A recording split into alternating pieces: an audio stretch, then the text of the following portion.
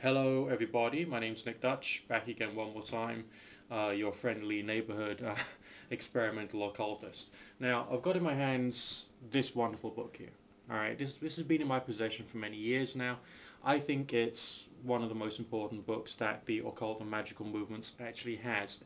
Alfred Louis Constance, who renamed himself Eliphas Levi for the purposes of his magical career, uh, has been, I would say, that the foundation and the father of a lot of the things that we've seen within the occult movement. Eliphas Levi inspired Aleister Crowley. Aleister Crowley believed to a certain degree that he was the reincarnation of Eliphas Levi himself and was trying to continue his work. The writings of Aleister Crowley then became interpreted and reinterpreted for the developments of the neo-pagan movement and the Wiccan movement as well.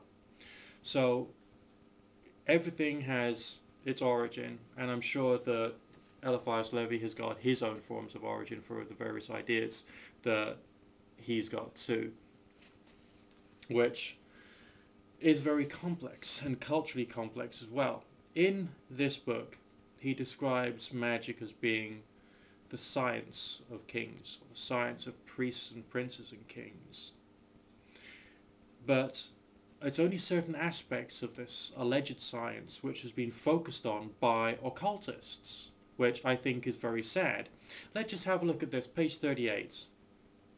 Boaz and Jachin are the names of the two symbolic pillars before the principal entrance of the Solomon's Kabbalistic temple.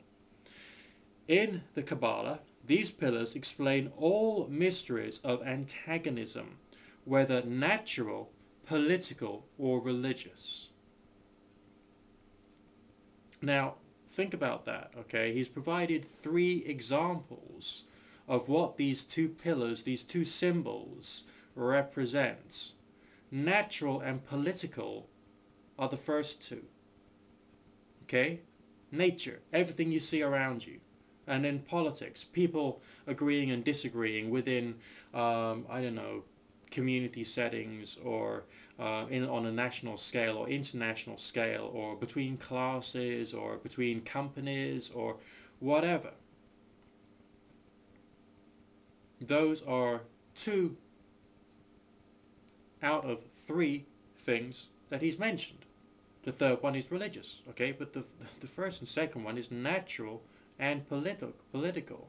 And he also explains in that short passage what it's demonstrating. Antagonism, alright? Forces acting against each other, which within this particular model is just two. Of course, we can assume that there will be many others in the real world, which of course there are. You know, that's why we've got ecosystems. But also aspects of ecosystems can also be explained with this symbolic model. Okay, he simplifies it in a certain way and places it within the context of his particular era and the views and values of some of the people he may have come across or dealt with. He says they elucidate also the procreative struggle between man and woman, for in accordance to the law of nature, the woman must resist the man, and he must entice or overcome her. The active principle seeks the passive principle. The plenium desires the void, the serpent's jaw attracts the serpent's tail, and in turning about upon himself he at the same time flies and pursues himself. Woman is the creation of man, and universal creation is the bride of the first principle. So he's using sex as an analogy. He's using the Ouroboros, the serpent biting its own tail, as an analogy for the perpetual struggles of, over time. It's very detailed, okay, but it's also very allegorical. But this understanding is not just some kind of new agey spiritual stuff. Alright, it's not just saying, oh, your soul lives forever. That's what the Ouroboros means. Yes. It's all about, immortality and yes, seasons and things. Yes, no. Come on, fucking grow up. There's a great deal of depth of understanding which he's put into his writings. Okay, he's made some mistakes. He's made some mistakes in his observations. Yes, but he's still trying to teach you about forces interacting. All right, natural and political being the first two he's mentioned. So, when we look back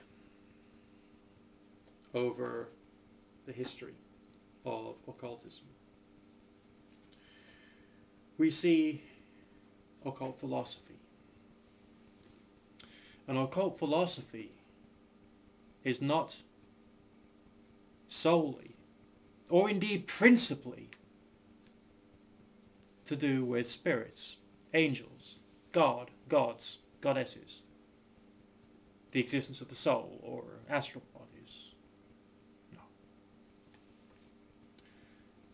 There's more to it.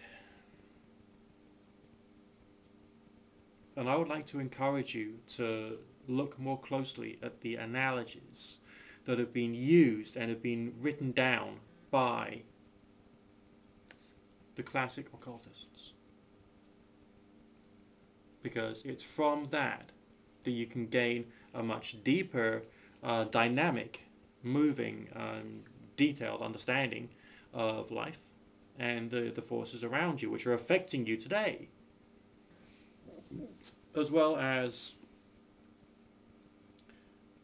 aspects of human psychology, admittedly rather basic, because this is a traditional work. This is not the research of the greatest psychological laboratories within the Western world.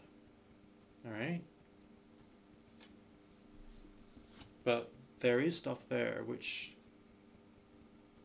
is quite intellectually powerful.